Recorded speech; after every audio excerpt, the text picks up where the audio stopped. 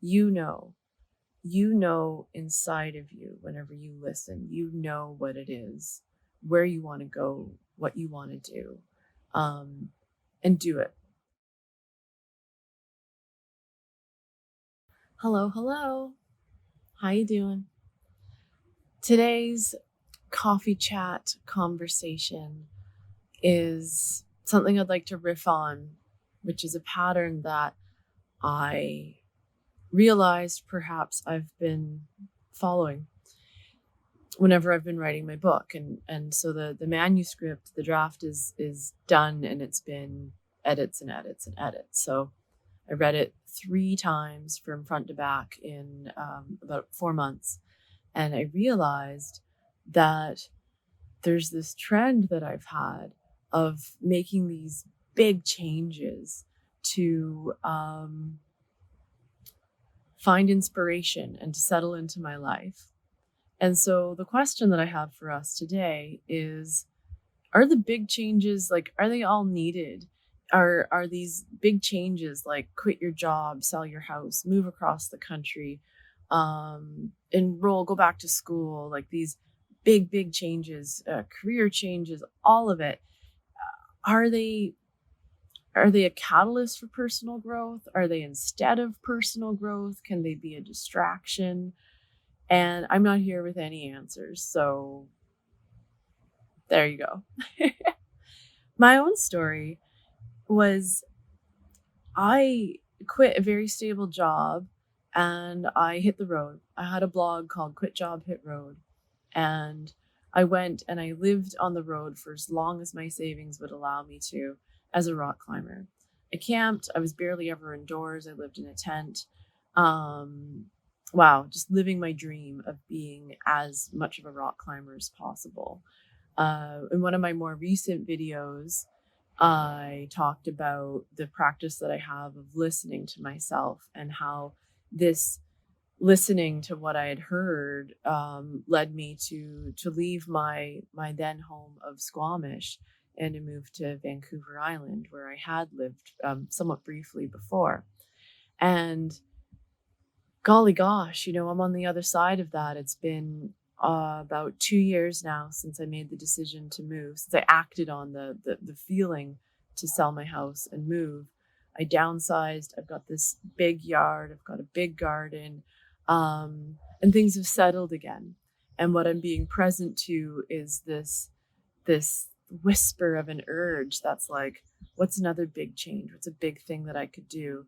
And when I started writing my book and I changed my accounts to Jessica Evans Writes, and it's like I'm writing a book, and this is such a key part of my identity, if you will.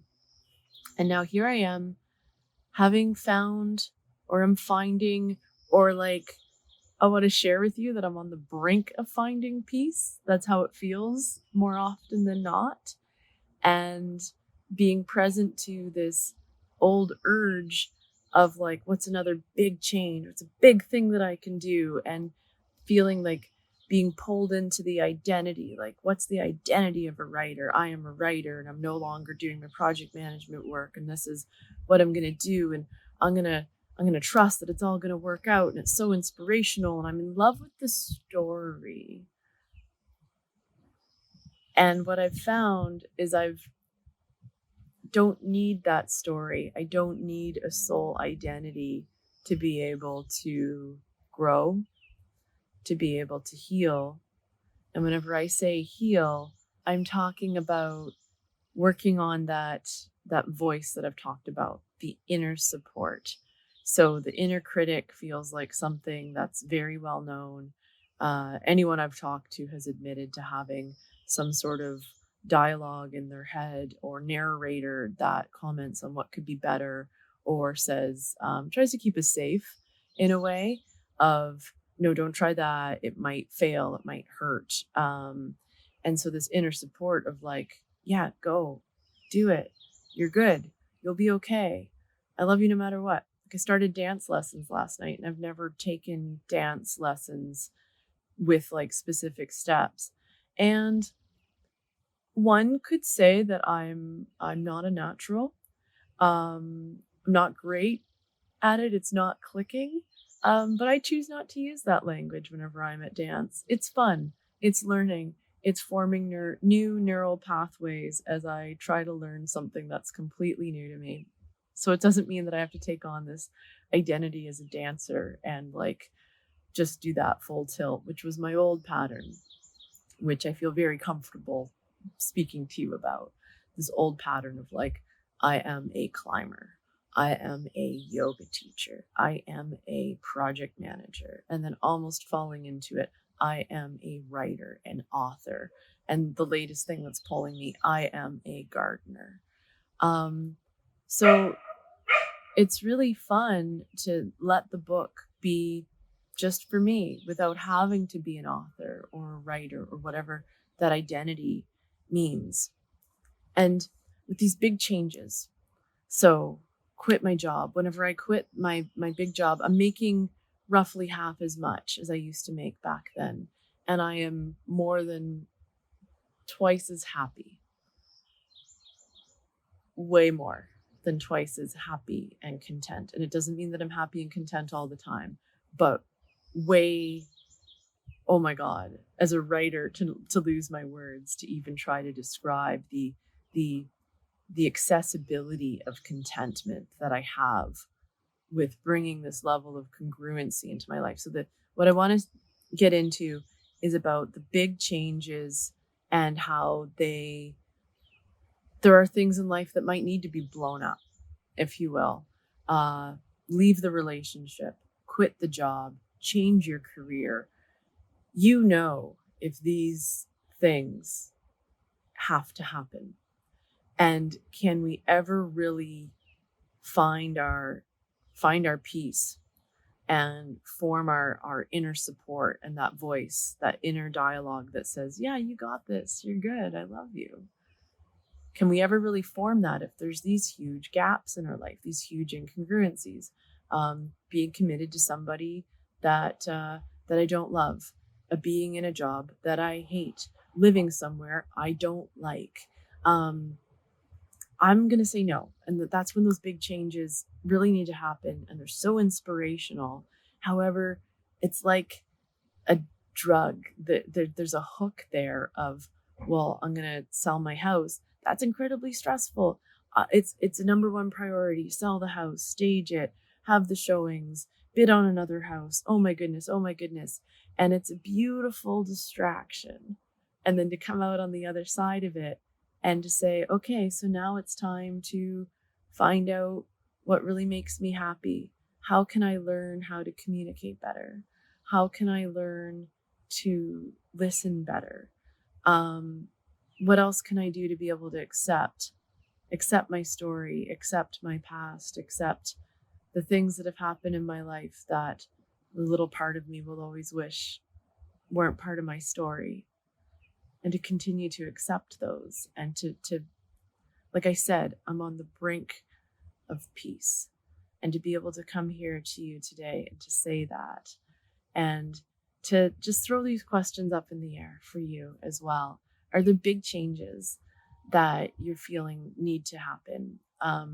Like your relationship, your job, where you live, someone in your life that could be blood family or could be just an ancient friendship that you've known for a while is toxic, is holding you back. Is there a way to walk away? That's huge. These changes are huge. And to find the peace I'm finding is coming from the mundane. It's coming from getting up every day and choosing me, choosing to listen, and continuing to shape this safety, inner safety, and an inner support. So that's where we're going to leave us today. Enroll in the course, quit the job, leave the relationship, move towns, move across the country, go live on the road, whatever. You know inside of you, whenever you listen, you know what it is, where you want to go, what you want to do, and do it. And I'm here on the other side of having made so many big changes to say that it starts to settle down. It's almost unsettling. Whoa. It settles down until it's unsettling. It's emotionally unsettling. Um, just how much peace there is that now I can really hear. I'm living where I feel so at home. So often I'm, you know, out on an errand or whatever, and I'll say out loud, I love this town. I love it here. I've got this yard which can be difficult to leave sometimes because there's so much opportunity and little projects and gardens and things to weed and trim and maintain. So I'm really, really fortunate. And I just wanted to say, and I just wanted to acknowledge the bubbling up of like, what's the next big change? What's another thing that I could do that would be so inspiring that I could come out and be like, I'm doing this thing. And no, I'm going to settle in. I'm going to keep working on this book for as long as I need to work on it. And then it'll be available to you. And it's just a really good spot to be in. So make the big changes if you need to.